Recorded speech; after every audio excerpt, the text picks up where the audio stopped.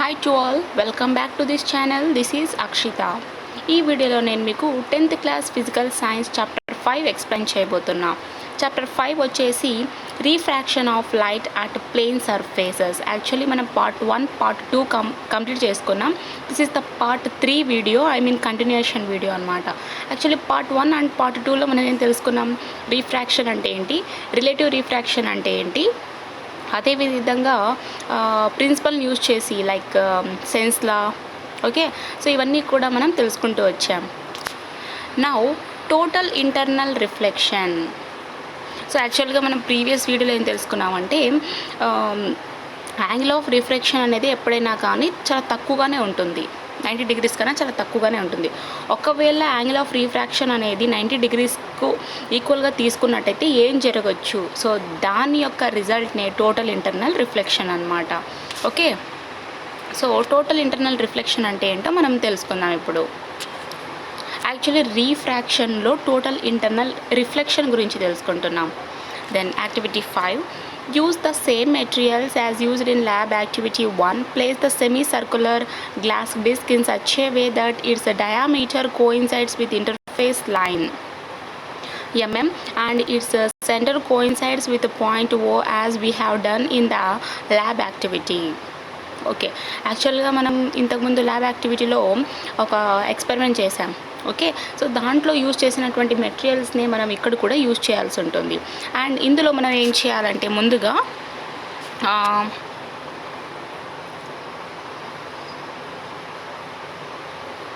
So this is the N normal అనమాట, and this is the MM. So ఈ MM అనేది interface line అవుతుంది. ఇప్పుడు మనం ఒక సర్కులర్ గ్లాస్ డిస్క్ని తీసుకొని ఈ డయామీటర్ ఉంది కదా, ఈ ఇంటర్ఫేస్ యొక్క డయామీటర్కు టచ్ అయ్యే విధంగా, కోయిన్సైడ్ అయ్యే విధంగా మనం ఒక డిస్క్ని పెట్టాల్సి ఉంటుంది అనమాట. ఓకే, దాని యొక్క సెంటర్ కూడా ఈ పాయింట్ ఓ వద్ద కోయిన్సైడ్ అయి ఉండాలి. సో యాక్చువల్గా మనం ఇంతకుముందు ప్రీవియస్ యాక్టివిటీలో చేసాం కదా, సో అదే విధంగా అదే మెథడ్ని ఫాలో అవ్వాల్సి ఉంటుంది.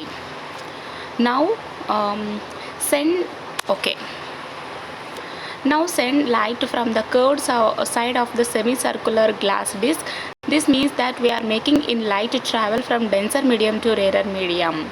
Start with the angle of incidence I equal to 0, that is along the normal, and look for the refracted ray on either side of the disc. So ఇప్పుడు మనం ఏం చేయాలంటే యాక్చువల్గా మనం డయామీటర్ అంటే ప్రీవియస్ వీడియోలో ఏం చేసాము, సో ఇక్కడ ఒక డిస్క్ ప్రెజెంట్ చేసాము, అది కూడా ఇది ఎంఎం ఇంటర్ఫేస్ అని చెప్పుకున్నాం కదా. ఓకే, ఇక్కడ సర్టైన్ దూరంలో నుంచి, so this is the N normal అనుకుంటే, సర్టైన్ దూరంలో నుంచి మనం ఎల్ఈడి లైట్ని పంపించినప్పుడు సమ్వాట్ లైట్ అనేది ఇంటర్ఫేస్ వద్ద బెండ్ అయ్యి మనకు ఒక సర్టైన్ యాంగిల్లోకి వస్తూ ఉంది. ఓకే, ఇక్కడ మనం యాంగిల్ 35 తీసుకున్నాం అనుకోండి, రీఫ్రాక్షన్ ఏమో 30 degreesలో చూపిస్తుంది. అంటే ఇక్కడ రేరర్ మీడియం నుంచి డెన్సర్ మీడియం వెళ్ళినప్పుడు రీఫ్రాక్షన్ అనేది చాలా తక్కువగా ఉంటుంది. దేంతో కంపేర్ చేసుకుంటే? ఇన్సిడెన్స్తో కంపేర్ చేసుకుంటే. బట్ ఎప్పుడైతే డెన్సర్ నుంచి రేరర్ మీడియంకి లైట్ అనేది ట్రావెల్ చేస్తుందో ఆర్ వచ్చేసి గ్రేటర్ దెన్ ఐ ఉంటుందని చెప్పుకున్నాం ప్రీవియస్ వీడియోలో.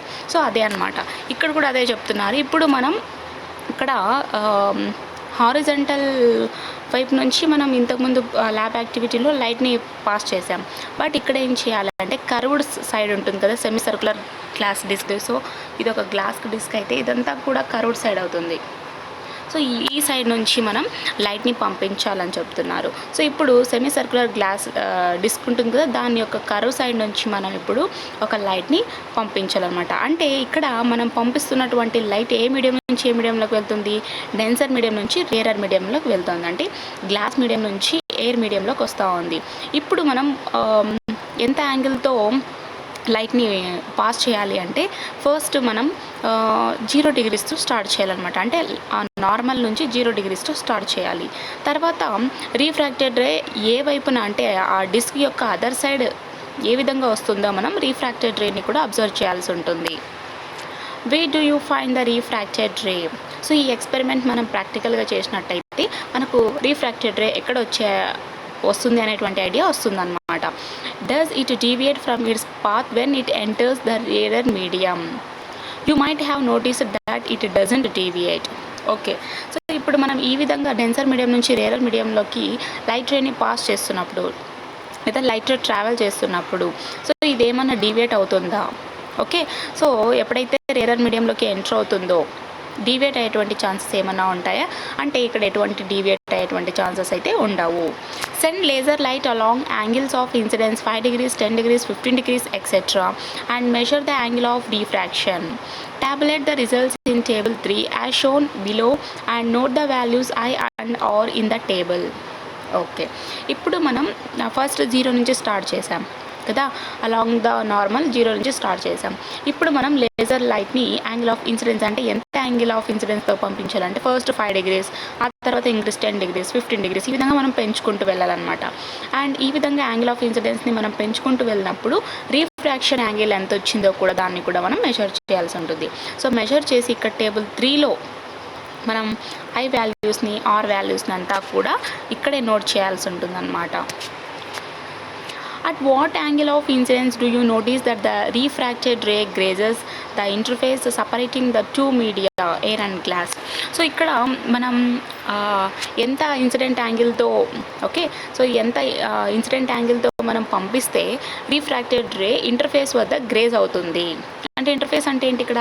సో ఇంటర్ఫేస్ వచ్చేసి ఒక ఇంటర్ఫేస్ వచ్చేసి టూ మీడియంని డివైడ్ చేస్తూ ఉంది. ఏ మీడియం? ఒకటేమో గ్లాస్ మీడియం, ఇంకోటేమో ఎయిర్ మీడియం. సో దాన్ని మనం డెన్సర్ మీడియం, రేరర్ మీడియంగా కూడా చెప్పుకుంటున్నాం. ఎస్, సో ఎంత యాంగిల్తో మనం ఇన్సిడెంట్ చేస్తే రిఫ్రాక్టెడ్ రే ఇంటర్ఫేస్ వద్ద గ్రేజ్ అయ్యేటువంటి ఛాన్సెస్ ఉన్నాయి. Let us know. Okay, you will observe that at a certain angle of incidence the refracted ray does not come out but grazes the interface separating air and glass. Measure the angle of incidence for this situation. This angle of incidence is known as a critical angle.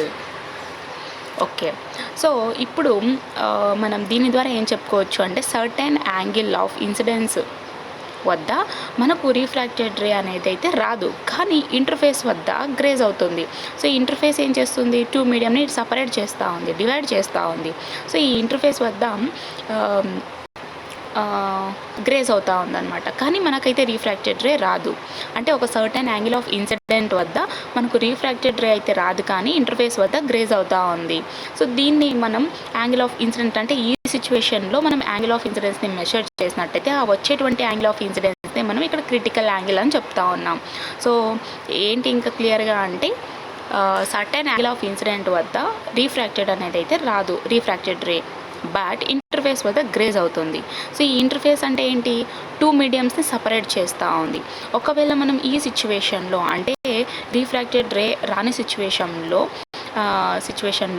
మనం angle of ఇన్సిడెన్స్ని measure చేయొచ్చు అనమాట. ఇక్కడ వచ్చేటువంటి angle of ఇన్సిడెన్స్ని మనం critical angle అని చెప్పుకుంటున్నాం. The above results can be explained using Fermat principle. Let us consider the light ray that travels from medium 1 with refractive index n1 to medium 2 with refractive index n2. See figure 7. It is already found that the angle of refraction is more than angle of incidence when light travels from denser medium to rarer medium.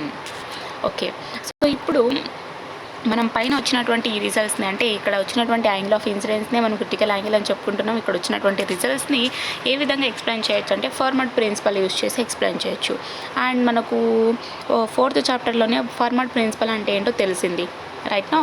Okay, so ఇక్కడ light ray అనేది ఒక medium నుంచి ఇంకొక మీడియంలోకి travel చేస్తున్నప్పుడు first మీడియంలో ఉన్నటువంటి refractive index n1 అనుకుందాం, second మీడియంలో రిఫ్రాక్టివ్ ఇండెక్స్ n2 అనుకుందాం.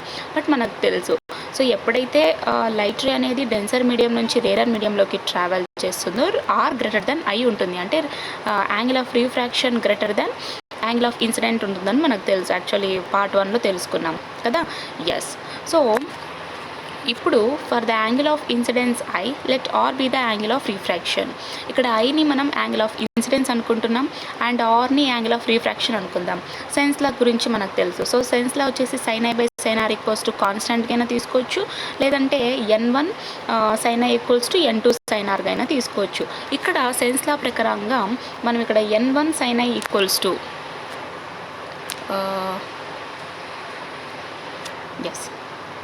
n1 sin i equals to n2 sin r తీసుకున్నాం. ఓకే, ఇప్పుడు మనం n అంతా ఒకవైపు పంపించుకొని సైన్లంతా కూడా ఒకవైపు పంపించుకున్నట్టయితే n1/n2 and sin r by sin i వస్తుంది.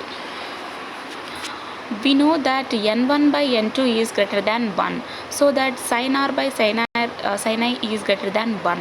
So we conclude that the angle of refraction is greater than the angle of incidence, that is r is greater than i. Okay, so ఇక్కడ n1/n2 వచ్చేసి 1 value కన్నా అంటే 1 కన్నా ఎక్కువగా ఉంటుంది n1/n2 value వచ్చేసి. So ఇప్పుడు sin r by sin i కూడా ఎలా ఉంటుంది? యాక్చువల్గా మనకు ఏం తెలుసు, n1 sin i equals to n2 sin r అనుకున్నాం. So n1/n2 equals to sin r by sin i. So యాక్చువల్గా మనకు n1/n2 అనేది 1 కంటే ఎక్కువగా ఉంటుంది కదా. మరి ఇప్పుడు ఈ వాల్యూ 1 కన్నా ఎక్కువ ఉన్నట్టయితే ఈ వాల్యూ కూడా 1 కంటే ఎక్కువ ఉన్నట్టు ఉంటుంది కదా. ఎస్, అదే చెప్తున్నారు. సో దీన్ని బట్టి మనం ఏం చెప్పుకోవచ్చు, యాంగిల్ ఆఫ్ ఇన్సిడెన్స్ కన్నా యాంగిల్ ఆఫ్ రిఫ్రాక్షన్ ఎక్కువగా ఉంటుందని చెప్పుకోవచ్చు. అంటే r గ్రేటర్ దెన్ i ఉంటుంది. సో ఇక్కడ ఫిగర్ చూడండి మీరు, ఫిగర్ 7లో. So this is the normal and this is the interface. So ఇక్కడ రేరర్ మీడియం ఇది denser medium. Okay, so are you clear now?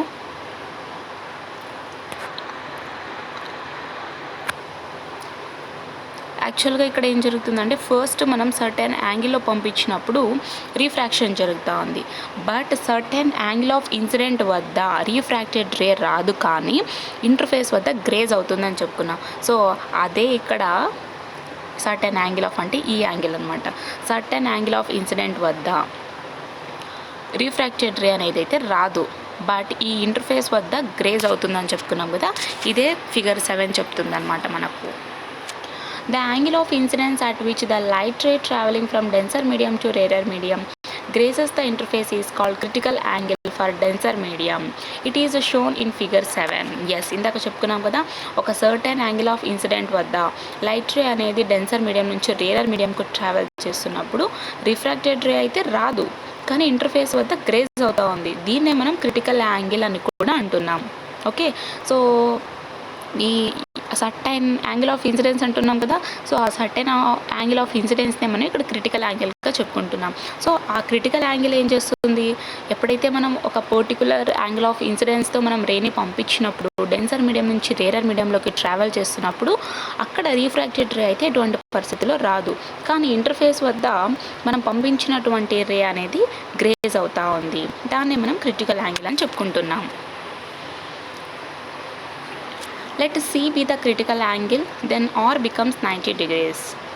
ఇందాక మనం ఈ వీడియో స్టార్ట్ చేయకన్నా ముందు మనకు ఒక క్వశ్చన్ అడిగారు, ఒకవేళ రీఫ్రాక్షన్ యాంగిల్ ఆఫ్ రీఫ్రాక్షన్ 90 డిగ్రీస్కు ఈక్వల్గా ఉన్నట్టయితే వాట్ విల్ బీ హ్యాపెన్ అని అడిగారు. సో దాంతో ఇక్కడ మనకు వచ్చింది. ఇప్పుడు మనం Cని క్రిటికల్ యాంగిల్ అనుకుందాం.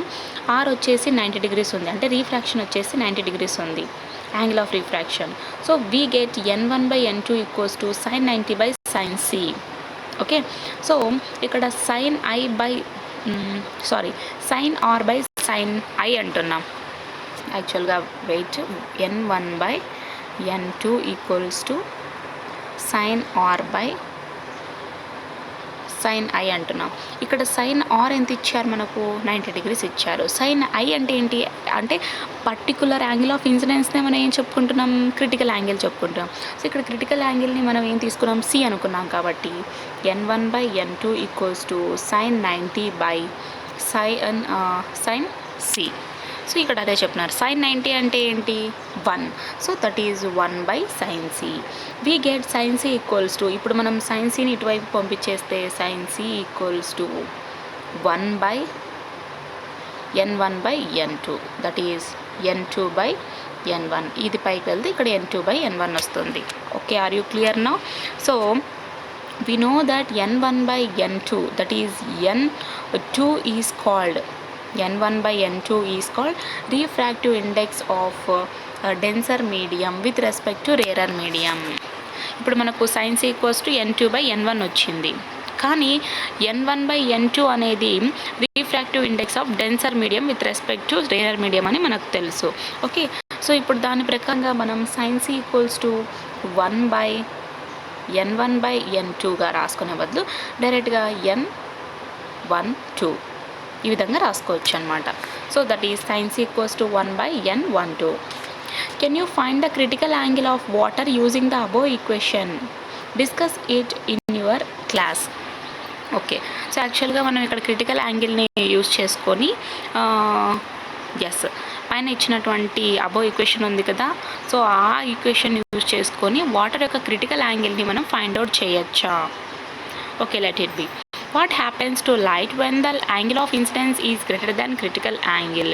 సో ఒకవేళ యాంగిల్ ఆఫ్ ఇన్సిడెన్స్ వచ్చేసి క్రిటికల్ యాంగిల్ కన్నా ఎక్కువ ఉన్నట్టయితే లైట్ ఏమవచ్చు చూద్దాం. When the angle of incidence is greater than critical angle, the light ray gets reflected in to the denser medium at the interface, that is, light never enters the rarer medium. This phenomena is called total internal reflection. It is shown in figure 7. Okay, so ఇందాక మనల్ని ఏం అడిగారు, ఒకవేళ critical angle కన్నా angle of incidence greater ఉన్నట్టయితే ఏమవచ్చు అంటే, ఎప్పుడైతే angle of incidence critical angle కన్నా ఎక్కువ ఉంటుందో ఇక్కడ లైట్ అనేది రిఫ్లెక్ట్ అవుతుంది. ఇప్పుడు డెన్సర్ మీడియంకు, ఓకే, ఇంటర్ఫేస్ వద్ద డెన్సర్ మీడియంకు లైట్ రే అనేది రిఫ్లెక్ట్ అవుతుంది. అంటే ఇక్కడ లైట్ ఏమో రేరర్ మీడియంలోకి అయితే ఎంటర్ కాదు, బట్ ఇంటర్ఫేస్ వద్ద మాత్రం గ్రేజ్ అవుతూ ఉంది. దీన్నే మనం టోటల్ ఇంటర్నల్ రిఫ్లెక్షన్ అని అంటున్నాం. సో యాక్చువల్లీ ఇక్కడ ఇందాక చెప్పుకున్నది కూడా అదే కదా. సో ఎప్పుడైతే క్రిటికల్ యాంగిల్ కన్నా ఇన్సిడెన్స్ యాంగిల్ గ్రేటర్గా ఉంటుందో ఇంటర్ఫేస్ వద్ద రిఫ్లెక్టెడ్ రే అనేది గ్రేజ్ అవుతూ ఉంది. కానీ ఆ లైట్ రే మాత్రము డెన్సర్ మీడియం నుంచి రేరర్ మీడియంలోకి అయితే వెళ్ళదు. సో దీన్నే మనం టోటల్ ఇంటర్నల్ రిఫ్లెక్షన్ అంటున్నాం. సో డయాగ్రామ్ రూపంలో చూసినట్టయితే, so this is all about అనుకుంటే, ఇక్కడ మనం ఒక రేని పంపిస్తూ ఉన్నాం సర్టెన్ యాంగిల్లో, అంటే క్రిటికల్ యాంగిల్ కన్నా యాంగిల్ ఆఫ్ ఇన్సిడెన్స్ ఎక్కువగా ఉన్నటువంటి యాంగిల్తో మనం ఒక లైట్ రేని పంపిస్తున్నప్పుడు ఇది డెన్సర్ మీడియం, ఇది రేరర్ మీడియం అవుతుంది.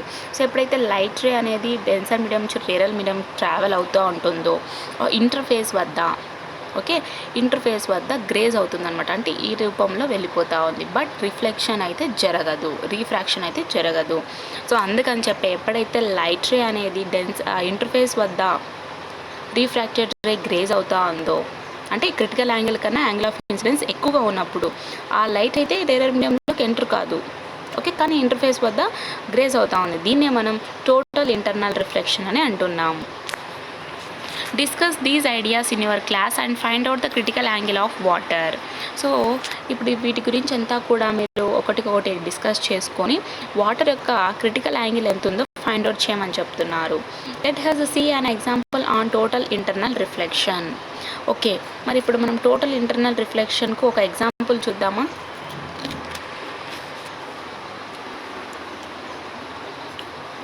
Example: a rectangular glass wedge is immersed in water as shown in figure EA.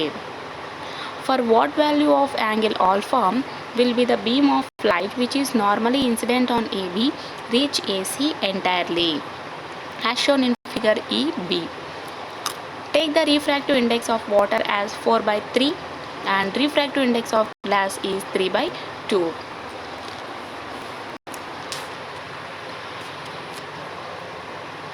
Okay, యాక్చువల్గా మనకి ఇక్కడ ఎగ్జాంపుల్లో ఏం చెప్తున్నారంటే, ముందుగా ఇక్కడ ఈఏ అనేటువంటి ఒక ఫిగర్ కనిపిస్తూ ఉంది కదా. ఈ ఫిగర్లో ఏం చేశారు, ఒక రెక్టాంగులర్ గ్లాస్ వెడ్జ్ని తీసుకున్నారు, అంటే ఒక ప్రిజమ్ని తీసుకున్నారు, దాన్ని వాటర్లోకి ముంచారనమాట. ఓకే, సో ఇక్కడ యాంగిల్ ఆఫ్ ఆల్ఫా అంటే ఎంత వాల్యూతో కూడినటువంటి యాంగిల్ ఆఫ్ ఆల్ఫా వచ్చేసి బీమ్ ఆఫ్ లైట్ని పాస్ చేయాలి, అంటే ఏబి అనేటువంటి ఇన్సిడెంట్కు నార్మల్గా ఎంత యాంగిల్తో ఉండొచ్చు, ఓకే, అండ్ అలాగే ఏసీని కూడా రీచ్ అవ్వాలి. సో ఇక్కడ ఏసీ వచ్చేసి ఇంకొక ఫిగర్ బి ఉందంటే ఇవి, సో ఈ విధంగా ఏసీని కూడా రీచ్ అవ్వాల్సి ఉంటుందన్నమాట. ఓకే, సో ఇప్పుడు వాటర్ యొక్క రీఫ్రాక్టివ్ ఇండెక్స్నేమో మనం 4/3 అనుకుందాం, అండ్ గ్లాస్ యొక్క రీఫ్రాక్టివ్ ఇండెక్స్నేమో 3/2 అనుకుందాం. ఓకే. సో ఇక్కడ మీకు ఈఏలో ఫిగర్లో అర్థమైందా? యాక్చువల్గా ఒక ప్రిజమ్ని తీసుకున్నారు, దాన్ని వాటర్లో ముంచారు. ఓకే. సో ఎంత యాంగిల్ ఆఫ్ తీసుకున్నట్టయితే ఆ బీమ్ ఆఫ్ లైట్ వచ్చేసి ఏబీకు నార్మల్గా ఇన్సిడెంట్ అవుతుంది, తర్వాత ఏసీని కూడా రీచ్ అవ్వాల్సి ఉంటుంది. చూద్దాం మరి కంటిన్యూషన్.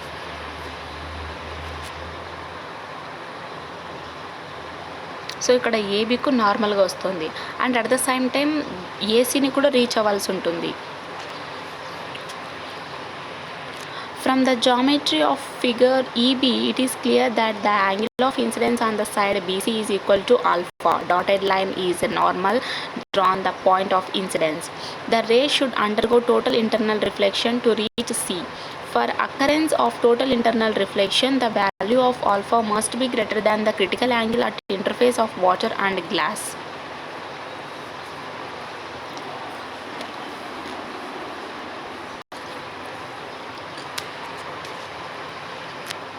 ఓకే, ఇక్కడ మనకు ఫిగర్ ఈబీ ఇచ్చారు. సో ఈ ఈబీ ఫిగర్ ద్వారా మనం ఏం తెలుసుకోవచ్చు అంటే యాంగిల్ ఆఫ్ ఇన్సిడెన్స్ అంటే బీసీ వద్ద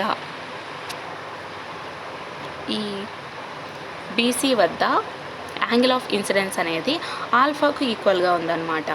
ఓకే.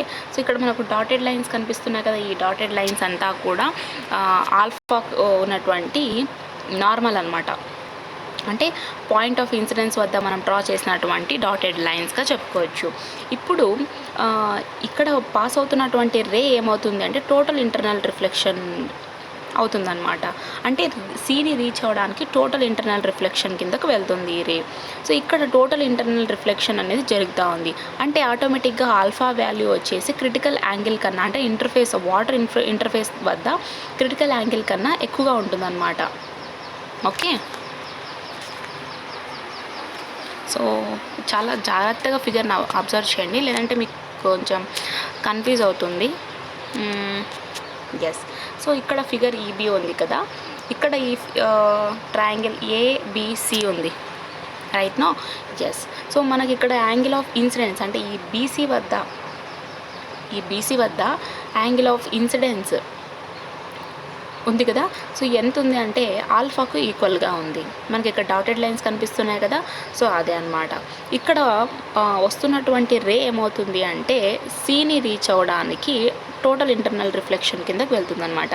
సో ఎప్పుడైతే టోటల్ ఇంటర్నల్ రిఫ్లెక్షన్ జరుగుతుందో ఈ వాటర్ అలాగే గ్లాస్ యొక్క ఇంటర్ఫేస్ ఉంటుంది కదా, అక్కడ క్రిటికల్ యాంగిల్ చాలా తక్కువ ఉంటుంది. దేని యొక్క వాల్యూతో చూసుకున్నట్టయితే ఆల్ఫా వాల్యూతో చూసుకున్నట్టయితే అంటే ఇక్కడ ఆల్ఫా వాల్యూ వచ్చేసి క్రిటికల్ యాంగిల్ కన్నా ఎక్కువగా ఉంటుంది ఎక్కడ ఇంటర్ఫేస్ వద్ద.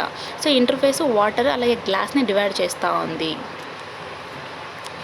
Okay, let C be the critical angle for the interface of glass and water from the given condition alpha greater than C, that is equation 1. We know sin C equals to 1/n12. Yes, యాక్చువల్గా ఇచ్చినటువంటి ప్రకారంగా చూసుకున్నట్టయితే alpha ఎలా ఉంది, C కన్నా ఎక్కువగా ఉంది. C అంటే క్రిటికల్ యాంగిల్, అంటే క్రిటికల్ యాంగిల్ కన్నా ఆల్ఫా వాల్యూ చాలా ఎక్కువగా ఉంది. So that is the equation 1 అనుకుందాం. అండ్ మనకు తెలుసు పైన sign C equals to 1/n12 ఇందాక చేసాం కదా, సెన్స్ లా ఉపయోగించుకొని మనం క్రిటికల్ యాంగిల్ని ఫైండ్ అవుట్ చేయడానికి యూజ్ చేసుకున్నటువంటి ఒక equation. So n12 equals to అంటే ఏంటి, n12నే మనం ఏ విధంగా రాసుకున్నాము, n1/n2గా రాసుకున్నాం. ఓకే, అది మనకు తెలుసు. ఇప్పుడు n1/n2, n1 ఎంత ఉంది, 3/2. ఓకే, అది గ్లాస్ది. అండ్ వాటర్ది ఎంత ఉంది, 4/3. Okay, now we take LCM తీసుకున్నట్టయితే మనకేమొస్తుంది, 3/2 ఇంటూ 3/4, దట్ ఈజ్ 9/8. ఓకే, 9/8 వస్తుంది. Now from equation 2 we get sine C equals to, యాక్చువల్గా సైన్ సి అంటే ఏంటి, sign C equals to 1/n12. మరి మనకెంత వచ్చింది, wait 1 second, sine C equals to 1/n12. So 1/n12 ఎంత వచ్చింది, 9/8 వచ్చింది. మరి ఇది పైకి వెళ్తే 8/9 వస్తుంది. So are you clear now? Yes. So అదే ఇక్కడ చెప్తున్నారు, సైన్స్ ఈక్వల్స్ టు 8/9 వస్తుంది. మరి C equals to C equals to sin inverse 8/9.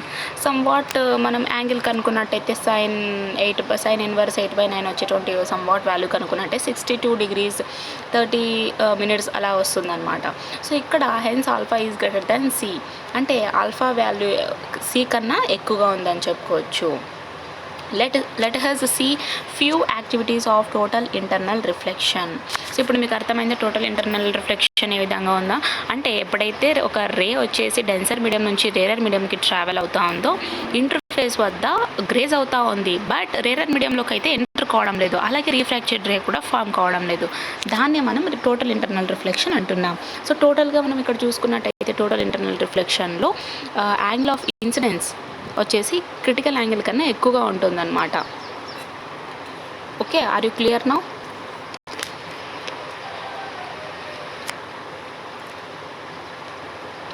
Activity 6. Take a transparent glass tumbler and coin. Place the coin on a table and place a glass tumbler on the coin.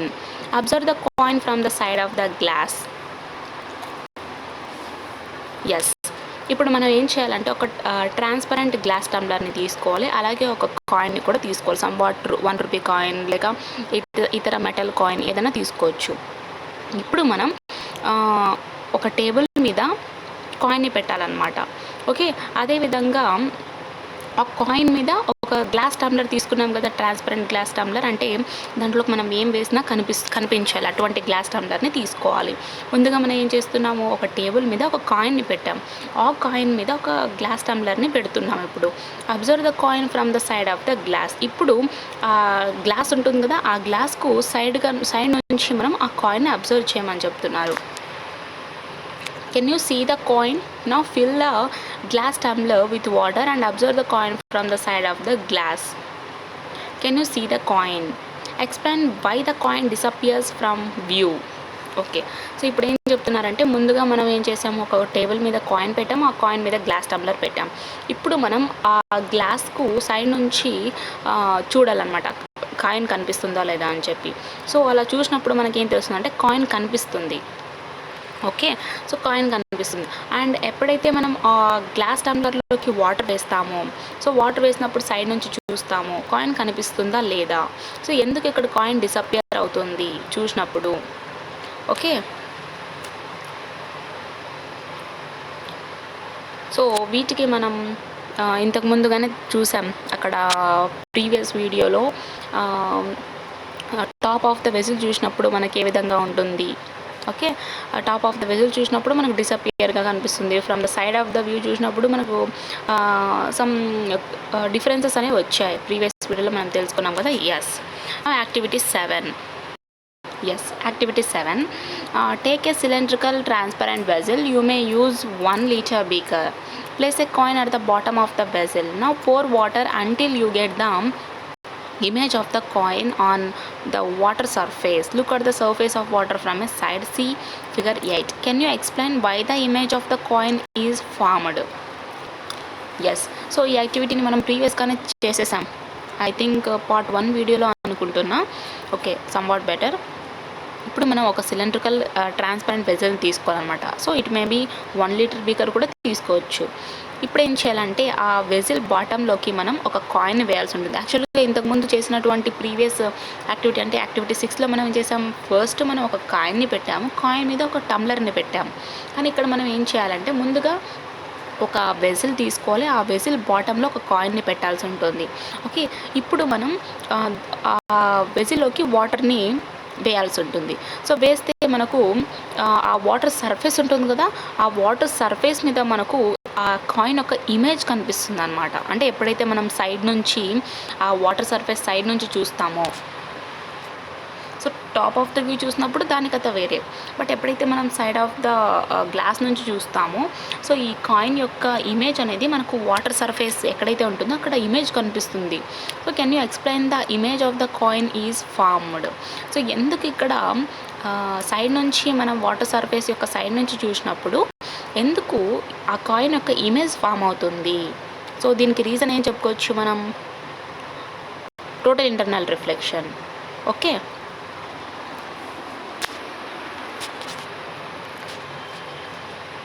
there are many interesting situations around us which involve the phenomena of total internal reflection. One of that is a mirage which we witness while driving or while walking on a road during hot summer days. Okay, so ఈ total internal reflection కింద మనకు ఎన్నో situations ఉన్నాయని చెప్పుకోవచ్చు, అంటే real life situations. And దీనికి ఒక example చెప్తున్నారు. ఏంటి అంటే హాట్ డేస్లో, అంటే సమ్మర్లో మనం రోడ్డు మీద డ్రైవ్ చేస్తున్నప్పుడు లేదంటే వాక్ చేస్తున్నప్పుడు మిరేజ్ అనేది ఫామ్ అవుతుంది. ఓకే, సో ఈ మిరేజ్కు విట్నెస్ ఎవరంటే మనమే. ఎందుకంటే మనమే కదా హాట్ సమ్మర్ డేస్లో మనం వెకేషన్కి వెళ్తుంటాం. అటువంటి సిచ్యువేషన్లో రోడ్ మీద మనకు ఒక మిరేజ్ ఫామ్ అయినట్టుగా కనిపిస్తుంది. యాక్చువల్గా ఈ మిరేజ్ అంటే ఏంటి, దీని యొక్క డెఫినేషన్ ఏ విధంగా ఉంటుంది, అంటే రియల్ సిచ్యువేషన్ ఎలా ఉంటుందో చూద్దాం మరి.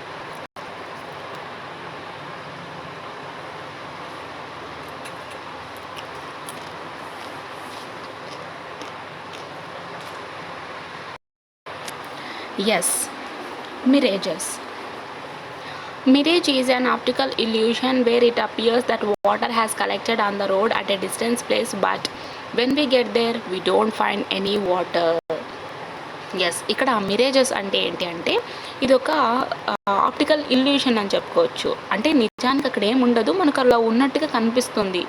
ఎప్పుడు, సో సర్టెన్ డిస్టెన్స్లో మనం రోడ్డు పైన ఉన్నప్పుడు ఒక చోట, అంటే ఇప్పుడు మనం ఒక చోట ఉన్నాం అనుకోండి, సర్టెన్ డిస్టెన్స్లో అక్కడ వాటర్ ఉన్నట్టుగా కనిపిస్తాయి. బట్ మనం ఆ ప్లేస్కి వెళ్ళి చూసినట్టయితే అక్కడ ఎటువంటి వాటర్ ఉండదు. అంటే ఇది ఒక ఆప్టికల్ ఇల్యూషన్ అని చెప్పుకోవచ్చు. Okay, do you know the reason why it appears so? యాక్చువల్గా మనం వొకేషన్లో వెళ్తున్నప్పుడు నేనైతే చాలాసార్లు చూశాను. ఓకే, ఇక్కడ మనం రోడ్ మీద వెళ్తూ ఉన్నప్పుడు, డ్రైవ్ చేస్తున్నప్పుడు సమ్ వాట్ ఒక సర్టెన్ డిస్టెన్స్లో ఒక వాటర్ ఫ్లో ఉన్నట్టుగా, ఓకే, అక్కడంతా వాటర్గా ఉన్నట్టుగా కనిపిస్తూ ఉంటుంది. ఎప్పుడైతే మనం అక్కడి వరకు చేరుకుంటామో, ఆ స్పాట్లోకి చేరుకుంటామో, అక్కడైతే ఎటువంటి వాటర్ ఉండదు. బట్ ఎందుకు అలా కనిపిస్తుంది, మీకు ఏమైనా రీజన్స్ తెలుసా? చూద్దాం. The formation of A Mirage is the best example wear refractive index of medium varies through out the medium. Okay, so ఇక్కడ మిరేజ్ ఫామ్ అవడానికి మనం రీజన్ ఏ విధంగా చెప్పుకోవచ్చు అంటే, అదర్ మీడియంతో చూసుకున్నట్టయితే, సో రిఫ్రాక్టివ్ ఇండెక్స్ ఆఫ్ ఒక మీడియం వచ్చేసి ఇంకొక మీడియంతో డిఫరెన్స్గా ఉంటుంది. ఓకే, సరే, ఇప్పుడు దానికి మనం క్లియర్గా చూద్దాం. During hot summer day, air just above the road surface is very hot and the air at higher altitudes is cool. It means that the temperature decreases with height. As a result, density of air increases with height. We know that refractive index of air increases with density. Thus, the refractive index of air increases with height. So, the cooler air at the top has a greater refractive index than hotter air just above the road. Light travels faster through the thinner hot air than through the denser cool air above it.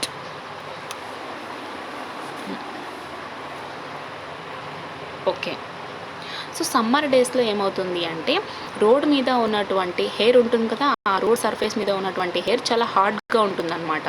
కానీ higher ఆల్టిట్యూడ్స్లో ఉన్నటువంటి air ఏ విధంగా ఉంటుంది, చాలా కూల్గా ఉంటుంది.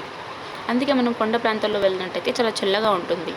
Okay, so yes, అందుకే చెప్తున్నారు hot summer డేస్లో రోడ్ సర్ఫేస్ మీద ఉన్నటువంటి హెయిర్ ఏ విధంగా ఉంటుందంటే చాలా హార్డ్గా ఉంటుంది. బట్ హయ్యర్ ఆల్టిట్యూడ్స్లో చూసుకున్నట్టయితే హెయిర్ వచ్చేసి కూల్గా ఉంటుంది. అంటే దీన్ని బట్టి మనం ఏం చెప్పుకోవచ్చు, హైట్ పెరిగే కొద్దీ టెంపరేచర్ అనేది డిక్రీజ్ అవుతుందని చెప్పుకోవచ్చు. సో అదేవిధంగా ఇక్కడ ఎయిర్ యొక్క డెన్సిటీ కూడా హైట్తో పాటు ఇంక్రీజ్ అవుతూ ఉంది. అంటే ఆ హైట్ వెళ్ళే కొద్దీ టెంపరేచర్ ఏమో డిక్రీజ్ అవుతూ ఉంది, కానీ డెన్సిటీ ఆఫ్ ఎయిర్ వచ్చేసి ఇంక్రీజ్ అవుతూ ఉంది హైట్ కొద్దీ. సో ఇక్కడ ఎయిర్ యొక్క రిఫ్రాక్టివ్ ఇండెక్స్ కూడా డెన్సిటీతో పాటు ఇంక్రీజ్ అవుతుంది అని చెప్పుకోవచ్చు. ఓకే, సో హాట్ సమ్మర్ డేస్లో రోడ్ మీద ఉన్నటువంటి ఎయిర్ ఏ విధంగా ఉంటుంది, రోడ్ సర్ఫేస్ మీద ఉన్నటువంటి ఎయిర్ హాట్గా ఉంటుంది. బట్ మనం అదే హయ్యర్ ఆల్టిట్యూడ్స్తో చూసుకున్నట్టయితే కూల్గా ఉంటుంది కదా. అంటే ఇక్కడ టెంపరేచర్ ఇంక్రీజ్ అయ్యే కొద్దీ, అంటే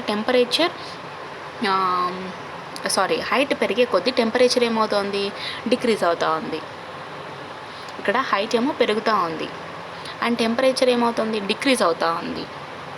అలాగే ఇప్పుడు మనం ఎయిర్ యొక్క డెన్సిటీ చూసుకున్నట్టయితే, సో ఎయిర్ యొక్క డెన్సిటీ చూసుకున్నట్టయితే ఇంక్రీజ్ అవుతూ ఉందన్నమాట. అదేవిధంగా ఈ ఎయిర్ యొక్క డెన్సిటీతో పాటు రీఫ్రాక్టివ్ ఇండెక్స్, ఎయిర్ యొక్క రీఫ్రాక్టివ్ ఇండెక్స్ కూడా ఇంక్రీజ్ అవుతూ ఉందని చెప్తున్నారు. అంటే ఇక్కడ డెన్సిటీతో పాటు ఎయిర్ యొక్క రీఫ్రాక్టివ్ ఇండెక్స్ ఇంక్రీజ్ అవుతూ ఉంది. అలాగే హైట్తో పాటు కూడా refractive index of air increase అవుతూ ఉంది.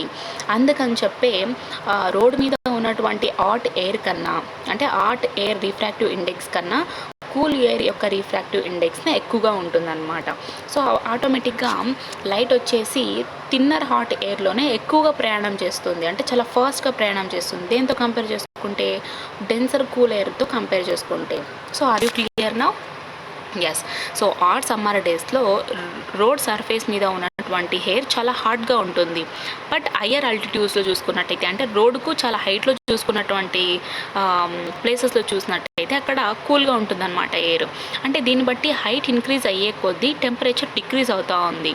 మరి హైట్తో పాటు ఇక్కడ డెన్సిటీ ఆఫ్ ఎయిర్ అనేది కూడా ఇంక్రీజ్ అవుతూ ఉందన్నమాట.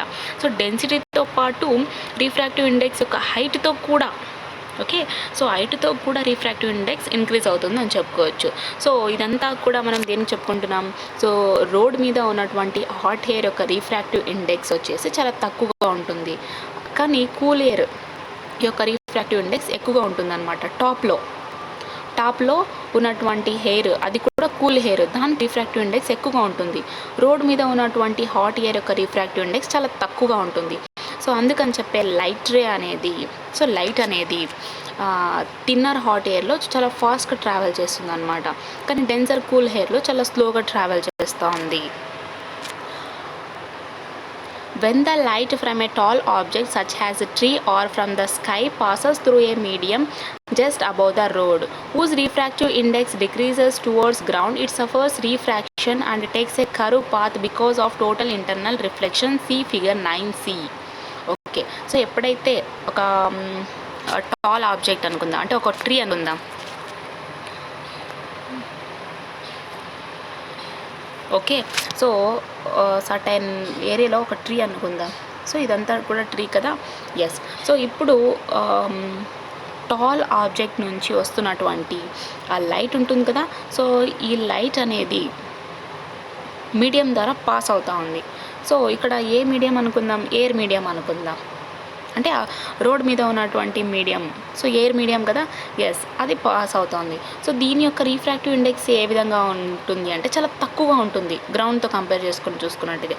అందుకనే ఓకే, సో టాల్ ఆబ్జెక్ట్ నుంచి వచ్చేటువంటి లైట్ రే అనేది రేరెడ్ మీడియం ద్వారా పాస్ అవుతూ ఉంది. అంటే దీని యొక్క రీఫ్రాక్టివ్ ఇండెక్స్ వచ్చేసి చాలా తక్కువగా ఉంటుందన్నమాట. అందుకని చెప్పి రీఫ్రాక్షన్ అనేది ఇక్కడ జరుగుతుంది. సో రీఫ్రాక్షన్ జరుగుతుంది కాబట్టి టోటల్ ఇంటర్నల్ రిఫ్లెక్షన్ వల్ల కర్వ్డ్ పాత్ అనేది తీసుకుంటుంది అనమాట.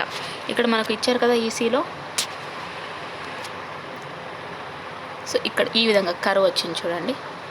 సో ఈ విధంగా అనమాట. Okay, yes. This refracted light reaches the observer in a direction shown in figure 9c. This appears to the observer as if the ray is reflected from the ground. Hence we feel the illusion of water being present on road, which is the virtual image of a sky and an inverted image of a tree on the road. Okay, so ikkada yes 9cలో చూడండి, ఆ refracted light అనేది అబ్జర్వర్కు reach అవుతూ ఉంది. అంటే ఇది మనకి ఏ విధంగా కనిపిస్తోంది అంటే గ్రౌండ్ నుంచి రే అనేది రీఫ్రాక్టెడ్ అయినట్టుగా కనిపిస్తూ ఉంది.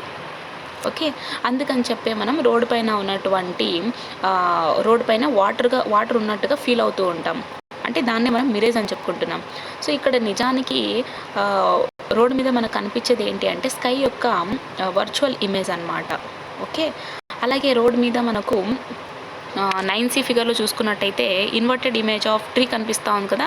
సో ఇది మనకు ఇచ్చినటువంటి 9cలో ఎగ్జాంపుల్. కానీ మనకు రియల్గా చూస్తున్నట్టయితే రోడ్ మీద వాటర్ కనిపిస్తున్నట్టుగా ఉంటాయి, కానీ నిజానికి అది స్కై యొక్క వర్చువల్ ఇమేజ్ అనమాట. సో ఇప్పుడు అర్థమైందా మీకు మిరేజ్ ఏ విధంగా ఫామ్ అవుతుందో? Yes. Think and discuss.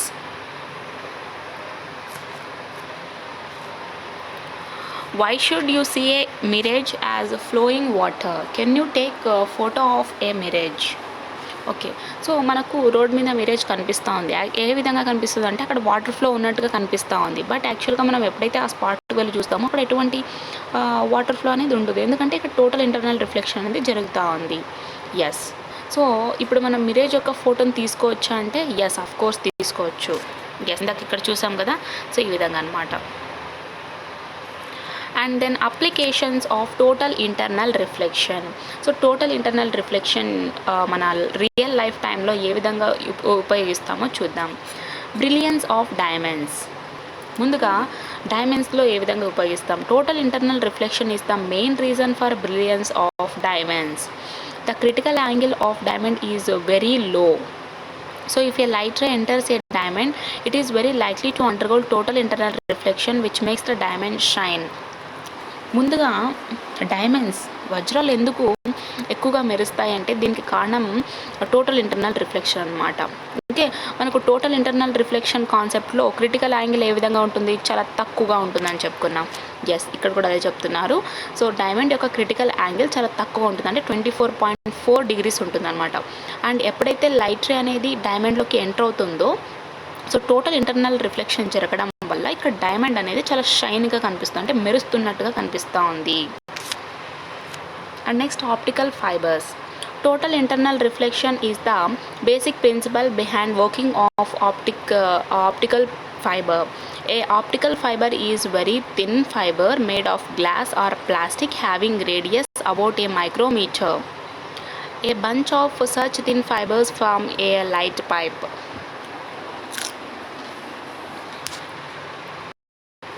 Yes. So ఇక్కడ మనకు ఆప్టికల్ ఫైబర్ అనేది ఉంది కదా, సో ఇది ఏ విధంగా వర్క్ చేస్తుందంటే దానికి కారణం టోటల్ ఇంటర్నల్ రిఫ్లెక్షన్ని బేస్ చేసుకొని ఆప్టికల్ ఫైబర్స్ అన్నీ కూడా వర్క్ అవుతాయి అన్నమాట. సో ఈ ఆప్టికల్ ఫైబర్లో చాలా థిన్ ఫైబర్ ఉంటుందన్నమాట. సో గ్లాస్తో తయారు చేసినటువంటి ఫైబర్ ఉంటుంది, లేదంటే ప్లాస్టిక్తో తయారు చేసినటువంటి ఫైబర్ ఉంటుంది, చాలా థిన్ ఫైబర్ అనమాట. సో దీని యొక్క రేడియస్ ఎంత అంటే 10⁻⁻⁶ meters, అంటే ఎంత మైక్రోమీటర్లో ఉందో మనం చెప్పుకోవచ్చు. సో ఇటువంటి బంచ్ ఆఫ్ ఫైబర్స్ అంతా కలిపి మనం ఒక లైట్ పైప్గా తయారు చేసుకుంటా ఉన్నాం. ఓకే, సో చూసారా, ఇటువంటి ఆప్టికల్ ఫైబర్లో గ్లాస్ లేదా ప్లాస్టిక్తో తయారు చేసినటువంటి మైక్రోమీటర్లో ఉన్నటువంటి థిన్ ఫైబర్స్ అనేవి ఉంటాయి. సో ఈ బంచ్ ఆఫ్ థిన్ ఫైబర్స్ని మనం ఒక లైట్ పైప్గా యూజ్ చేసుకుంటున్నాం. సో ఈ ఆప్టికల్ ఫైబర్స్ ఏ విధంగా వర్క్ చేస్తున్నాయి? Total internal reflection principle base చేసుకునేవి వర్క్ చేస్తూ ఉన్నాయి. Figure 10a shows the principle of light transmission by an optical fiber. Figure 10b sketches a optical fiber cable. Because of the small radius of the fiber, light going into it makes a nearly glancing incidence on the wall. The angle of incidence is greater than the critical angle and hence total internal reflection takes place. The light is thus transmitted along the fiber. So యాక్చువల్గా ఇక్కడ 10a చూడండి, మీకు ఈ 10aలో మనకేం తెలుస్తుందంటే ఇక్కడ optical fibre అనేది, okay, so ఈ optical fibre ద్వారా లైట్ యొక్క ట్రాన్స్మిషన్ జరుగుతూ ఉంది. చూడండి, సో చూస్తున్నారు కదా. ఎస్ ఎస్, అదేవిధంగా మనం ఇప్పుడు 10bలో చూస్తున్నట్టయితే ఇక్కడ 10bలో మనకు డైరెక్ట్గా 3D ఫిగర్ ఇచ్చేశారు. సో ఇది ఆప్టికల్ ఫైబర్ కేబుల్ అనమాట. అండ్ ఇందులో ఉన్నటువంటి ఫైబర్స్ యొక్క రేడియస్ చాలా స్మాల్గా ఉండడం వల్ల ఇక్కడ లైట్ అనేది వాల్ మీద గ్లాన్స్ అవుతోంది. సో ఇక్కడ ఉన్నటువంటి యాంగిల్ ఆఫ్ ఇన్సిడెన్స్ వచ్చేసి క్రిటికల్ యాంగిల్ కన్నా ఎక్కువగా ఉంటుంది. సో క్రిటికల్ యాంగిల్ కన్నా యాంగిల్ ఆఫ్ ఇన్సిడెన్స్ ఎక్కువగా ఉన్నట్టయితే ఆటోమేటిక్గా అక్కడ ఫెనామినా ఏం జరుగుతుంది? టోటల్ ఇంటర్నల్ రిఫ్లెక్షన్ ఫెనామినా జరుగుతుంది.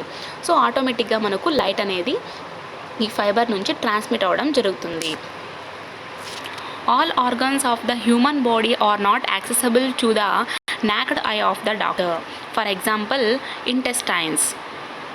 The doctor inserts an optical fiber pipe into the stomach through the mouth. Light is sent down through one set of fibers in the pipe. This illuminates the size of the stomach. The light from the inside travels back through another set of fibers in the pipe and the viewer gets the image at the outer end, generally fed to the computer screen. Yes. So మన human బాడీలో అన్ని organs కూడా మన కంటికి కనిపిస్తాయా అంటే డైరెక్ట్గా అయితే కనిపించవు. ఫర్ ఎగ్జాంపుల్ మన స్టమక్లో ఉన్నటువంటి ఇంటెస్టైన్స్ మనకు కనిపిస్తాయంటే నో. ఓకే, సో అందుకని చెప్పే మన స్టమక్లో ఉన్నటువంటి మన బాడీలో ఉన్నటువంటి ఇంటెస్టైన్స్ని, ఓకే, సో మన బాడీలో ఉన్నటువంటి ఇంటెస్టైన్స్ని అబ్జర్వ్ చేయాలన్నా చూడాలన్నా కూడా ఫస్ట్ డాక్టర్ వచ్చేసి ఒక ఆప్టికల్ ఫైబర్ని మన స్టమక్లోకి మౌత్ ద్వారా ఎంటర్ చేస్తాడనమాట.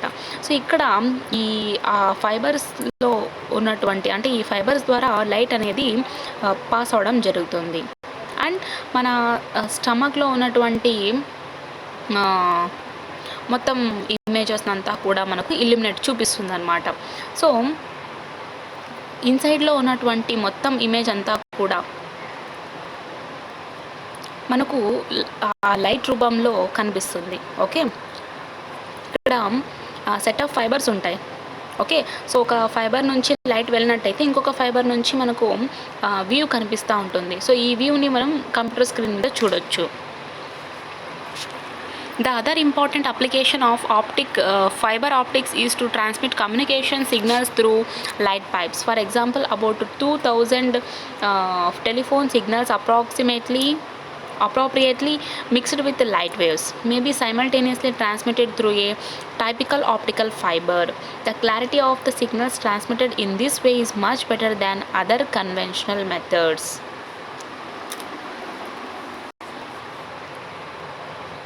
ఓకే, సో ఈ ఆప్టిక్ ఫైబర్స్ యొక్క ఇతర ఉపయోగాలు కూడా చాలా ఉన్నాయని చెప్పుకోవచ్చు. అంటే ఈ లైట్ పైప్స్ని ఉపయోగించుకొని మనం కమ్యూనికేషన్ సిగ్నల్స్ని కూడా ట్రాన్స్మిట్ చేసుకోవచ్చు అనమాట. అంటే ఇప్పుడు మనం కమ్యూనికేషన్ కిందకు ఫోన్స్ని వీటన్నిటిని కూడా యూజ్ చేస్తున్నాం.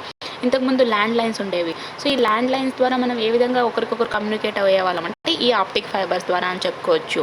Okay, and for example 2000 telephone సిగ్నల్స్ని మనం అప్రాక్సిమేట్లీగా ఇవన్నీ మిక్స్ చేసుకొని లైట్ వేవ్స్తో పాటు మిక్స్ చేసుకొని మనం టైపికల్ ఆప్టికల్ ఫైబర్ ద్వారా వీటన్నిటిని కూడా ఒకే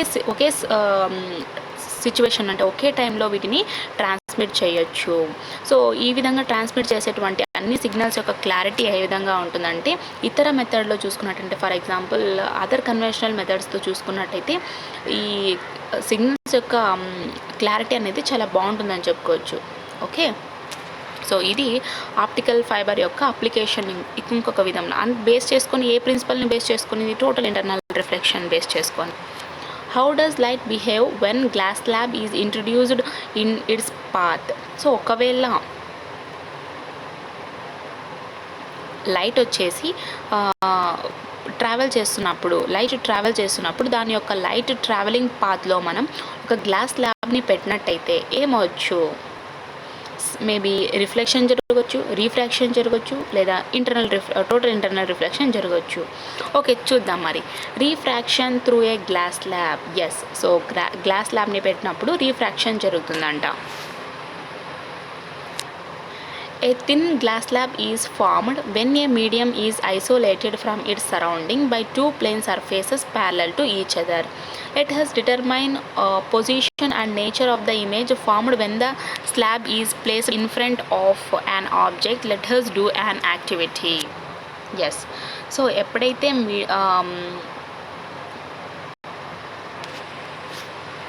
ఎస్, సో ఇప్పుడు మనం థిన్ గ్లాస్ స్లాబ్ని పెట్టామనుకోండి. ఎప్పుడు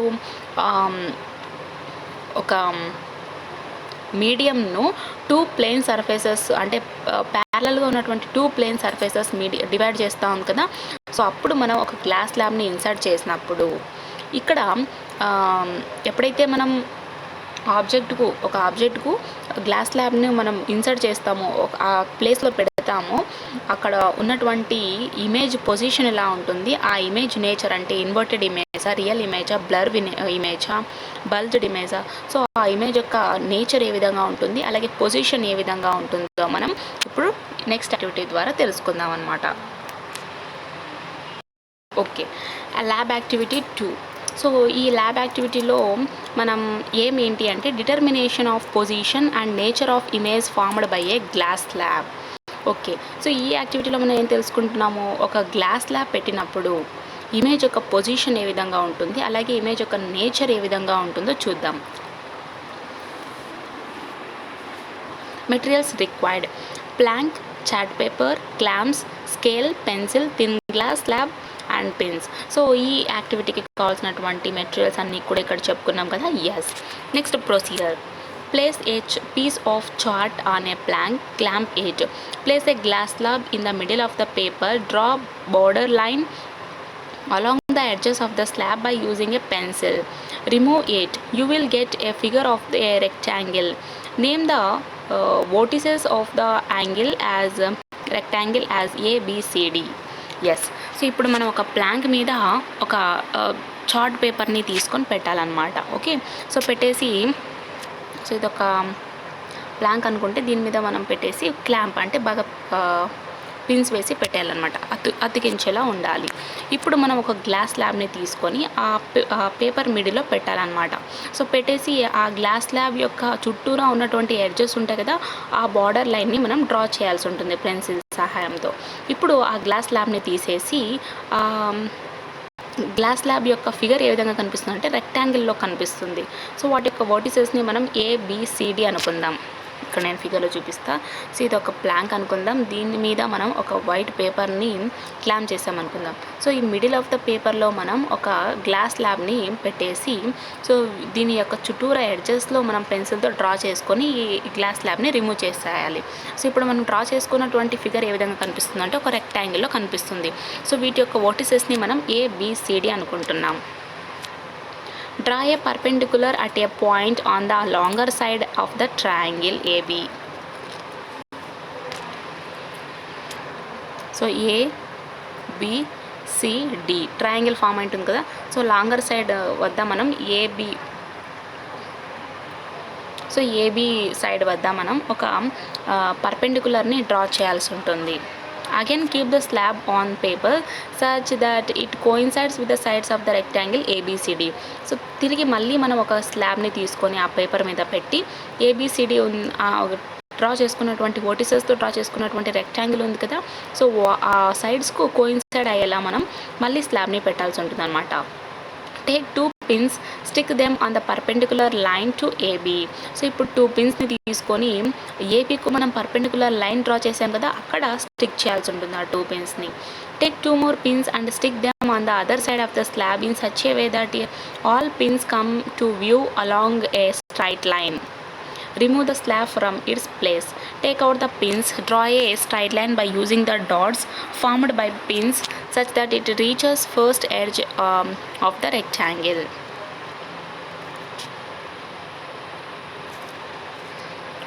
ఎస్. సో ఇప్పుడు మనం ఏం చేయాలంటే ఎక్స్ట్రా టూ పిన్స్ని తీసుకొని ఆ స్లాబ్ యొక్క అదర్ సైడ్కి కూడా మనం స్టిక్ చేయాల్సి ఉంటుంది. సో స్టిక్ చేసినటువంటి పిన్స్ మనకి ఏ విధంగా కనిపించాలంటే స్ట్రైట్ లైన్ ఫామ్ అయినట్టుగా కనిపించాలి. ఇప్పుడు మనం ఆ స్లాబ్ని తీసేసినాక ఆ పిన్స్ని కూడా తీసేయాల్సి ఉంటుంది. సో ఆ పిన్స్ని తీసేసి ఆ డాట్స్ అనేవి ఉంటాయి కదా, మనం గుచ్చిన చోట పిన్స్ గుచ్చిన చోట డాట్స్ ఉంటాయి కదా, ఆ డాట్స్ని యూజ్ చేసుకుంటూ ఒక స్ట్రైట్ లైన్ డ్రా చేసుకుంటూ రావాలన్నమాట. ఓకే. సో ఆ విధంగా డ్రా చేసుకుంటూ వస్తే మనం రెక్టాంగిల్ యొక్క ఫస్ట్ ఎడ్జ్ని రీచ్ అవుతాము. సో ఆ విధంగా మనకు స్ట్రైట్ లైన్ అనేది ఫామ్ అవుతుందన్నమాట. The light ray that falls perpendicular to one side of the slab surface comes out without any deviation. So ఎప్పుడైతే లైట్ రే అనేది ఒక గ్లాస్ స్లాబ్కు అంటే ఒక సైడ్ ఆఫ్ ద గ్లాస్ స్లాబ్కు పర్పెండికులర్గా లైట్ రే అనేది ఫాలో అవుతుందో, సో ఎటువంటి డీవియేషన్ కాకుండా మనకు ఆ రే అనేది రావడం జరుగుతుంది. Now take another piece of white chart on the plank, clamp it, place a glass slab in the middle of the paper. Again draw a border line along the edges of the slab by using a pencil. Remove the slab and name the vertices of the rectangle formed as ABCD. Draw a perpendicular at a point on the longer side of AB. Now draw a line from the point of intersection where a side AB of the rectangle and perpendicular meet in such a way that it makes 30 degrees angle with normal. This line represents the incident ray falling on the slab and the angle it makes with the normal represents the angle of deviation. So ఇందాక చేసినట్టుగానే మనం ఇంకొక white chart తీసుకొని దాన్ని Planck మీద పెట్టి అతికించాలన్నమాట. So same ఇందాక మనం middle of the పేపర్ని ఏ విధంగా అయితే గ్లాస్ స్లాబ్ పెట్టి బార్డర్ని డ్రా చేసి పెన్సిల్ సహాయంతో బార్డర్ ఎడ్జెస్ని అంతా కూడా డ్రా చేసాము. సో డ్రా చేశాక ఆ స్లాబ్ని రిమూవ్ చేసేసి ఏబిసిడి అనేటువంటి వర్టిసెన్స్ని మనం మెన్షన్ చేసుకోవాలి. ఇప్పుడు ఏబి అనేటువంటి లాంగర్ సైడ్ ఉంటుంది కదా రెక్టాంగిల్లో, ఆ సైడ్న మనం ఒక పాయింట్ వద్ద పర్పెండికులర్ని డ్రా చేయాల్సి ఉంటుంది అన్నమాట. ఓకే, ఇప్పుడు ఎస్, సో ఎక్కడైతే రెక్టాంగిల్ ఏబీ సైడ్న పాయింట్ ఆఫ్ ఇంటర్సెక్షన్ ఉంటుందో అక్కడ మనం ఒక లైన్ని డ్రా చేయాల్సి ఉంటుంది. సో పర్పెండికులర్ వచ్చేసి 30 degrees యాంగిల్తో మనకు నార్మల్గా కలిగి ఉండాలన్నమాట. సో ఈ రే మనకి ఏం తెలుపుతుందంటే ఇన్సిడెంట్ రే స్లాబ్ మీద ఫాల్ అయినట్టుగా తెలుపుతుంది. సో ఇక్కడ వచ్చేసి యాంగిల్ వచ్చేసి నార్మల్తో ఏ విధంగా ఉంటుందంటే నార్మల్తో కలిగినటువంటి యాంగిల్ ఆఫ్ ఇన్సిడెన్స్. సో ఇక్కడ ఏబి అనేటువంటి లైన్ ఉంది కదా, ఒక సర్టైన్ పాయింట్ వద్ద మనం నార్మల్లీ డ్రా చేసాము. ఓకే, ఎస్, సో అదే చెప్తున్నారు ఇక్కడ. Now place the slab on the paper in such way that it fits in the rectangle drawn. Fix 2 identical pins on the line making 30 degrees angle with normal such that they stand vertically with equal height.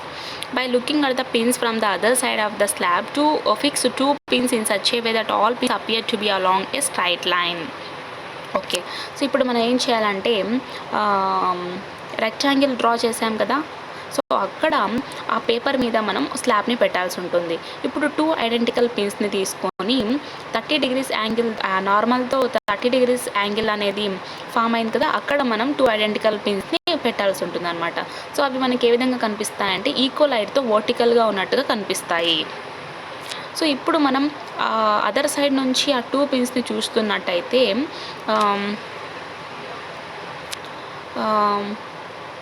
Yes, so straight line నుంచి వచ్చినట్టుగా 2 pins మనకు కనిపిస్తున్నాయి అన్నమాట.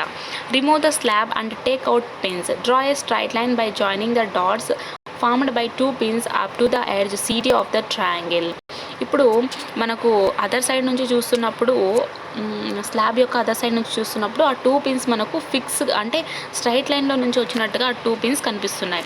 ఇప్పుడు మనం స్లాబ్ని remove చేసేసి అలాగే పిన్స్ని కూడా రిమూవ్ చేసేసి డాట్స్ ఉంటాయి కదా, ఆ డాట్ సహాయంతో మనం ఒక స్ట్రైట్ లైన్ని డ్రా చేయాల్సి ఉంటుంది అనమాట.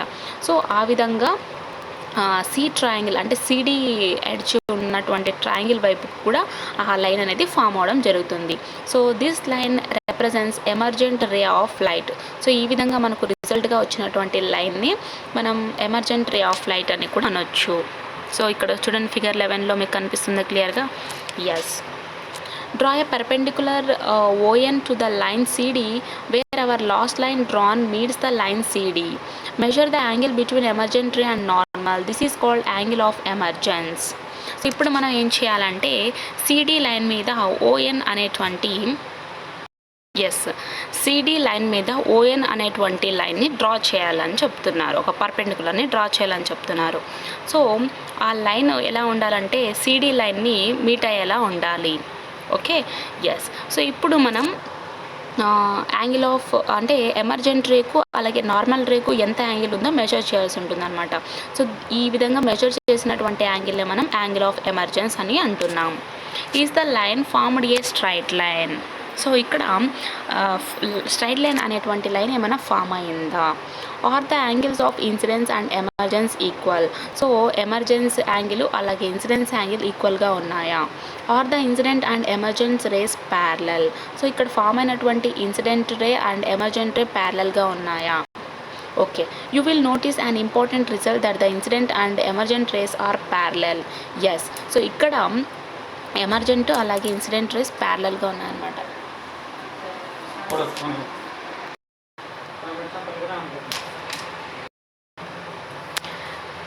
Can you find the distance between the parallel rays. So ఇప్పుడు ప్యారలల్ రేస్ మధ్య ఉన్నటువంటి డిస్టెన్స్ని మనం ఫైండ్ అవుట్ చేయొచ్చా? Okay, the distance between parallel rays is called lateral shift. Measure this shift. Repeat the experiment for different angles of incidence and tabulate the values of angle of incidence and shift corresponding to each angle of incidence in figure 4, table 4. Yes, so parallel rays మధ్య ఉన్నటువంటి డిస్టెన్స్ని మనం find out చేయొచ్చు అనమాట. So వచ్చినటువంటి ఆ డిస్టెన్స్ని మనం lateral shift అంటున్నాం. సో ఈ షిఫ్ట్ని మనం మెజర్ చేయొచ్చు. అంటే డిఫరెంట్ యాంగిల్ ఆఫ్ ఇన్సిడెన్స్ని బేస్ చేసుకొని మనం షిఫ్ట్ యాంగిల్స్ని ఫైండ్ అవుట్ చేయొచ్చు అనమాట. సో ఆ విధంగా వచ్చినటువంటి రిజల్ట్ని మనం ఈ టేబుల్ 4లో ఫిలప్ చేయాలి. Can you find any relation between the angle of incidence and shift? So ఇక్కడ మనకు వచ్చినటువంటి రిలేషన్ అంటే యాంగిల్ ఆఫ్ ఇన్సిడెన్స్కు అలాగే షిఫ్ట్కు మధ్య ఎటువంటి రిలేషన్ మనం ఫైండ్ అవుట్ చేయొచ్చా? సో ఇవన్నీ కూడా మనం ప్రాక్టికల్గా ఉన్నట్టయితే we will get the result అనమాట. So without practical we can't be tell. So ఓరల్గా మనం ఏమున్నా ఈ బుక్లో ఉన్నటువంటి దాన్ని మనం ఎక్స్ప్లెయిన్ చేసుకోవచ్చు. But in practical so it should be better to remember అనమాట. Can you find the refractive index of the slab? So slab యొక్క రిఫ్రాక్టివ్ ఇండెక్స్ని మనం ఫైండ్ అవుట్ చేయొచ్చా?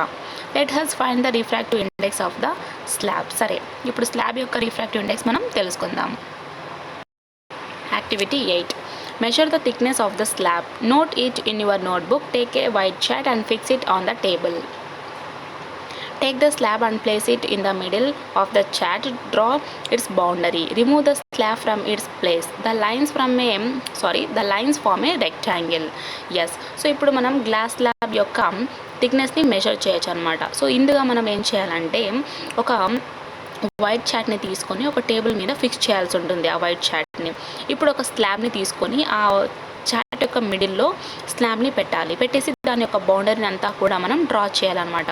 డ్రా చేసాక ఆ స్లాబ్ని ఆ ప్లేస్లో నుంచి రిమూవ్ చేసేయాలి. The lines form a triangle. So ఇప్పుడు మనం డ్రా చేసినటువంటి లైన్స్ ఏ విధంగా ఉంటుందంటే ఆ ఫిగర్ ట్రయాంగిల్ షేప్లో ఉంటుంది. Name the vertices as ABCD. So ఈ ట్రయాంగిల్ ఫామ్ అయినటువంటి వర్టిసెస్కు మనం ABCD అనేటువంటి నేమ్స్ని మెన్షన్ చేయొచ్చు. Draw A perpendicular to the longer line AB of the rectangle at any point on it. Place slab again in the rectangle ABCD. Take a pin, place at a point P in such a way that its length is parallel to AB on the perpendicular line at a distance of 15 centimeters from the slab. So ఇప్పుడు మనం రెక్టాంగిల్లో ఉన్నటువంటి longer side AB ఉంటుంది కదా, ABCD. So ఆ AB మీద ఏదో ఒక point వద్ద మనం పర్పెండికులర్ని డ్రా చేయాల్సి ఉంటుంది. ఇప్పుడు మళ్ళీ మనం స్లాబ్ని అదే ప్లేస్లో ఆ రెక్టాంగులర్ షేప్ ఉంది కదా అక్కడే పెట్టేసి ఇప్పుడు ఒక పిన్ని తీసుకోవాల్సి ఉంటుంది. సో ఒక పాయింట్ P అనేటువంటి ఒక పాయింట్ వద్ద మనం ఆ పిన్ని ప్లేస్ చేయాల్సి ఉంటుంది అనమాట. అంటే దాని యొక్క లెంగ్త్ ఏ విధంగా ఉండాలి అంటే AB లైన్కు ప్యారలల్గా ఉండాలి. సో పర్పెండికులర్ లైన్ ఉంది కదా 15 సెంటీమీటర్స్, స్లాబ్ నుంచి 15 సెంటీమీటర్ డిస్టెన్స్లో ఒక పర్పెండికులర్ లైన్ ఉంటుంది. సో ఆ లైన్ వద్ద ఒక ప్యారలల్గా ఉన్నటువంటి పాయింట్ Pని మనం అక్కడ గుచ్చాల్సి ఉంటుంది అనమాట. సో ఇప్పుడు now take another pin and by looking at the first pin from the other side of the slab try to place the pin so that it forms a straight line with the first pin. So ఇప్పుడు ఈ విధంగా గుచ్చాం కదా, మనం glass స్లాబ్ని పెట్టింటాం. So ఆ glass slab యొక్క అదర్ సైడ్ని చూస్తూ ఎక్కడైతే ముందుగా మనం ఫస్ట్ పిన్ని ఇన్సర్ట్ చేసామో అదర్ సైడ్ ఆఫ్ ద స్లాబ్ని చూసుకుంటూ ఆ పిన్కు ఈక్వల్గానే మనం ఇంకొక పిన్ని గుచ్చాల్సి ఉంటుంది అనమాట. So remove the slab and observe the positions of the pin. So ఇప్పుడు గుచ్చేసినాక ఆ స్లాబ్ని రిమూవ్ చేస్తే ఆ 2 పిన్స్ యొక్క పొజిషన్ ఏ విధంగా ఉంటాయంటే ప్యారలల్గా ఒకే లైన్గా ఒకే హైట్లో ఉన్నట్టుగా కనిపిస్తాయి. Are they in the same line? So రెండు సేమ్ లైన్లో ఉన్నట్టుగా కనిపిస్తాయా? Yes. Draw a perpendicular line from the second pin to the line on which first pin is placed. So ఇప్పుడు మనం ఫస్ట్ పిన్ని ప్లేస్ చేస్తాం కదా, అక్కడ నుంచి సెకండ్ పిన్ వైపుకు ఒక పర్పెండికులర్ లైన్ని డ్రా చేయాల్సి ఉంటుంది. Call the intersection point PQ. So ఆ విధంగా మనం ఇంటర్సెక్షన్ పాయింట్ని Q అనుకోవచ్చు. Find out the distance between P and Q. We may call it vertical shift. So ఇప్పుడు Pకి అలాగే Qకు మధ్య ఉన్నటువంటి డిస్టెన్స్ని మనం ఫైండ్ అవుట్ చేయొచ్చు. సో ఆ డిస్టెన్స్ని మనం వర్టికల్ షిఫ్ట్ అనవచ్చు అనమాట. Is this shift dependent of distance of first pin from slab. అంటే స్లాబ్ నుంచి మనం ఒక ఫస్ట్ పిన్ని డ్రా చేసాం కదా, అంటే ఫస్ట్ పిన్ని పర్స్ చేసాం కదా. సో అక్కడ నుంచి షిఫ్ట్ వచ్చినటువంటి అంటే డిస్టెన్స్ వచ్చినటువంటిది ఇండిపెండెంట్గా ఉంటుందా, ఫస్ట్ పిన్ యొక్క డిస్టెన్స్కు ఇండిపెండెంట్గా ఉంటుందా? Okay, to find this, do the same activity for another distance of the pin from the slab. You will get the same vertical shift. We could use a formula to find out refractive index of the glass. Refractive index equals to thickness of slab by thickness of slab minus vertical shift. Yes. So ఇప్పుడు slab నుంచి first పిన్కు షిఫ్ట్కు ఏదైనా independent distance ఉందా అంటే దీని కొరకు మనం సేమ్ యాక్టివిటీని ఫాలో అవ్వాల్సి ఉంటుంది.